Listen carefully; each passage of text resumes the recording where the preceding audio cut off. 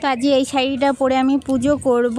তো আজকে হলো নীল ষষ্ঠী, মানে নীল পুজো, তাই আমি আজকে উপোস রয়েছি। তো আমার চান টান সব হয়ে গেছে, এখন আমি শুধু শাড়ি পরে রেডি হব। আর এখানে দেখো আমি পুজোর সব কিছু গুছিয়েও নিয়েছি। তো আগে শাড়িটা পরে নিই, তারপরে আর ওই দেখো আমি বেলপাতা পেয়েছি, কারণ বেলপাতা এখন পাওয়াই যায় না। তো দেখো এই যে আমি শাড়িটা পরে নিয়েছি। তো এটার get ready with me video আমি পরে দিয়ে দেবো। আর এই ফুলগুলো দেখতে পাচ্ছ আমার ছাদে যে গাছগুলো হয়েছে সেখানে হয়েছে। তো আমার কাছে ফুল ফুটলে না আমার এত আনন্দ লাগে, মানে কি বলবো। তাই ফুলগুলো আজকে তুলে নিয়ে এসেছি। আর এই জবা ফুলগুলো আমার খুব ভালো লাগে। এই জবা ফুল গাছও আমার আছে, কিন্তু আজকে আর ফুল ফোটেনি। এটা নিচে একটা কাকিমা সে এনেছে, সে আমাকে কটা ফুল দিয়েছে। আর এই সাদা ফুলগুলো আমি নিচের গাছটা থেকে তুলে নিয়ে এসেছি। তো এখন আমি তাড়াতাড়ি গপুকে চান করিয়ে ভোলে বাবাকে চান করিয়ে পুজো দিয়ে নিই। আমার পুজোর সব কিছু দেখলে গোছানো হয়ে গেছে। তো এখন আমি পুজো দেবো, তারপরে এই বাড়ির কাছে যে মন্দিরটা আছে ওই মন্দিরটাও যাব। তো চলো। তো কালকে ওটা নীল ষষ্ঠীর ভিডিও ছিল, নীল পুজোর ভিডিও ছিল। আর আজই হলো তার পরের দিন শনিবার। তো এখন দুপুরবেলা আমাদের খাওয়া দাওয়া কমপ্লিট হয়ে গেছে। ও অফিস থেকে চলে এসেছে, ও ঘুমিয়ে পড়েছে। আমি এখন বসে বসে নেল পালিশ পরছিলাম, কারণ আমি যাব আজকে ঠাকুর আনতে। কারণ আমাদের এখানে বাসন্তী পুজো, তো আজকে হলো পঞ্চমী। তো হলুদ কালারের শাড়ি পরে যেতে হবে, তাই এই যে আমি হলুদ শাড়িটা বার করেছি।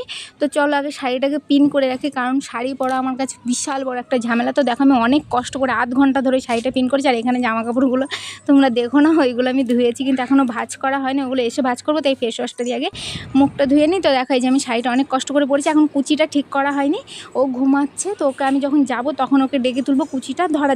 তো আমি ভাবলাম আগে রেডি হয়ে নিই। তো আমাদেরকে 4:30টার সময় বেরোতে হবে, অনেকটাই হেঁটে যেতে হবে। ওখানে ঠাকুর এসে দাঁড়াবে, তো ওখান থেকে বাজনা করে ঠাকুর নিয়ে আসবে। তো এখন আমি মুখে এগুলো একটুখানি মেখে নিই। তো দেখো এখানে আমি রেডি হয়ে গেছি, ওকেও ডেকে তুলেছিলাম একটু কুচিটা ধরে দেওয়ার জন্য। তো এইটা হলো আমার ফাইনাল লুক। তোমরা সবাই কমেন্ট করে বলো কেমন লাগছে, ঠিক আছে? তো চলো। তো এই যে দেখো আমরা এখানে চলে এসেছি। আমরা না অনেক আগে চলে এসেছি, মানে ঠাকুর আসতে নাকি লেট হবে, কারণ যে রাস্তা দিয়ে ঠাকুর আসলো এই রাস্তাটা ঠিক করা হচ্ছে বলে আবার ব্যাক করে অন্য দিক দিয়ে ঘুরিয়ে আসছে। তাই আমরা এখানটা অনেকটা সময় দাঁড়িয়েছিলাম, প্রায় 1.5 ঘন্টা দাঁড়িয়ে থাকতে থাকতে পুরো পা ব্যথা হয়ে গেছিলো। তারপর সবাই দোকান থেকে পেপার এনে, যে দেখো আমরা সবাই পেপার পেতে বসে পড়েছি, পুরো সন্ধে হয়ে গেছিলো। আর কালকে নীল ষষ্ঠীর ব্লগটা একদম ছোট ভিডিও করলাম, কারণ কালকে না আমার আর শরীরটা ভালো লাগছিল না, পরে আর ভিডিওটা অ্যাড করা হয়নি। তো ঠাকুর চলে এসছে, তো আমি ভাবলাম এই ব্লগটার সাথে অ্যাড করে দিই।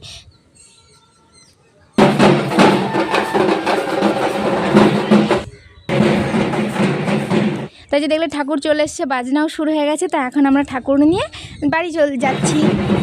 তো এই যে দেখো মেন রোড দিয়ে যাওয়া হবে, অনেক লোক হয়েছিল, সবাই প্রায় হলুদ কালারেই দেখো শাড়ি পরা ছিল। এখন লাইন দিয়ে আমরা যাব। আমি তো এই প্রথমবার, তো আমার খুবই আনন্দ হচ্ছিল। আগেরবারও হয়েছিল, কিন্তু আমি আগেরবার আসতে পারিনি, তো এবার চলে এসেছি।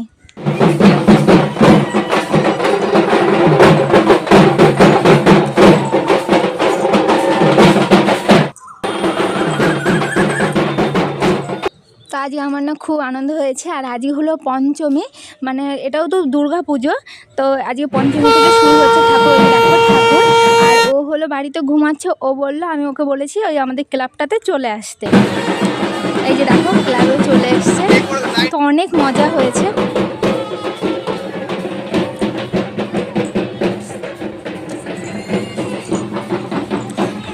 তো মা দুর্গা এখন মণ্ডপে ঢুকছে, আর ওইটা হলো প্যান্ডেল। তো আর কালকে হবে ষষ্ঠী। দেখো মা দুর্গাকে কত কিউট লাগছে। তা আমি এর আগে কখনো বাসন্তী পুজো দেখিনি। তো এখানে আসার পর থেকে, খড়গপুর আসার পর থেকে এখানটাতে পুজো হয়। তো এখানটাতে দেখি বেশ ভালো লাগে, কারণ বাসন্তী পুজো তো আর সব জায়গায় হয় না। আর এই যে আমি দাঁড়িয়ে আছি। তো ওই ঠাকুর মণ্ডপে ঢোকানো হবে, তারপরে আমাদের এখানে একটা শিব মন্দিরে মেলা হচ্ছে, তো ওখানে আমি যাব। তো আজকে আমি ওকে বললাম যে শাড়ি টাড়ি যখন পরেই আছি, এত কষ্ট করে পরেছি, তো চলো একটুখানি মেলার থেকে ঘুরে আসি। আর যেহেতু শনিবার ওর হাফ ডে ছিল, তো বললো তাহলে চলো ঠিক আছে, একটু মেলা থেকেও ঘুরে আসবো। তো এই দেখো আমরা শিব মন্দিরটাই চলে এসেছি। এটা খুব জাগ্রত শিব মন্দির, এটা হলো ঝাড়েশ্বর শিব মন্দির। আমি এই প্রথম আসলাম, কদিন ধরেই শুনছিলাম যে এখানে মেলা হবে, তাই বললাম তো চলো আজকে একটুখানি ঘুরে আসি। এখানে বেশ ছোটোখাটো ভালোই মেলা হয়েছে।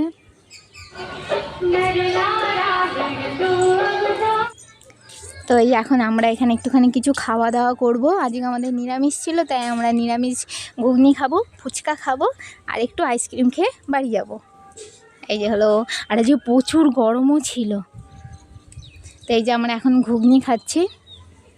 তো ছোট মেলা হয়েছিল কিন্তু অনেক লোক হয়েছিল, প্রচুর ভিড় হয়েছিল। এটা এই কালকেও হয়েছিল, মানে নীল ষষ্ঠী থেকে শুরু হয়েছে মেলাটা।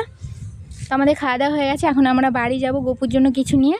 তো গোপুর জন্য এখানে আমরা মিষ্টি গজা নিয়ে যাচ্ছি, কারণ গোপু সোনা তো বাড়িতে রয়েছে, তাই না? তো চলো আজকের মতো এখানে ব্লগটা শেষ করছি। আশা করছি তোমাদের ভালো লাগবে, ভালো লাগলে লাইক কমেন্ট অ্যান্ড শেয়ার।